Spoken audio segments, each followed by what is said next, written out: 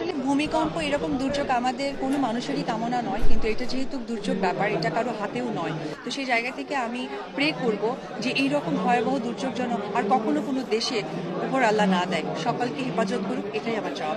ভালোবাসা দিবস নিয়ে একটি কথাই বলবো, এখন গোলমেলায় এসছি, সো ভালোবাসার জায়গাটাই তো আমার কাছে প্রপোজের জায়গাটাই মনে হয় যে আসলে এর থেকে মেয়েরা বেশি খুশি হয় না। তো আমি মেয়েদেরকে বলবো যে তোমরা তাদের হাজবেন্ড, বয়ফ্রেন্ড বা বাবা বা যারা কাছের মানুষ তাদেরকে বলো ভালোবাসা দিবসে স্মৃতিটা ধরে রাখার জন্য অবশ্যই কিছু একটা কিনতে। আমার মা মারা যাওয়ার কিছুদিন আগে একটা উনি মালা পারচেস করেছিলেন। তো গোল্ডের জিনিসে তো অনেক ছোট ছোট সূক্ষ্ম সূক্ষ্ম কিছু ডিজাইন থাকে, তো সে একটু ফ্যাটি থাকার কারণে সে একটা ডিজাইন মিসিং ছিল।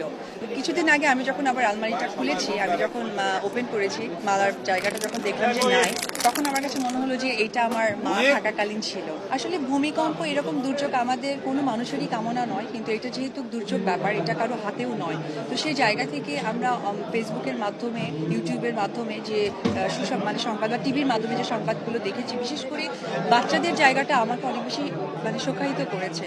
এবং আমরা যেহেতু চলচ্চিত্রের মানুষ, শোকটা আসলে আমাদের মাঝে থাকে, প্রকাশ করতে পারি না। যেমন আজকে আমি বলি, আজকে আমি এখানে উপস্থিত হয়েছি, আজকে সকালবেলা কিন্তু আমার নিজের মামা উনিও মারা গেছেন। তো আসলে আমি অলওয়েজ মনে করি যে মানুষ তো যন্ত্রকে তো আর থেমে রাখা যায় না। তো সেই জায়গা থেকে আমি প্রে করব যে এই রকম ভয়াবহ দুর্যোগ যেন আর কখনো কোনো দেশে উপর আল্লাহ না দেয়, সকলকে হেফাজত করুক, এটাই আমার চাওয়া। এনিওয়েজ, আমি সকলকে আবারও বলতে চাই যে রয়্যাল মালাবারের প্যাভিলিয়নে আমি আছি আজকে।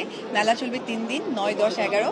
অবশ্যই যে কোনো একদিন এসে এখানে আপনারা ভিজিট করবেন এবং অবশ্যই পারচেস করবেন, কারণ এখানে প্রচুর অফার, সাথে গিফট।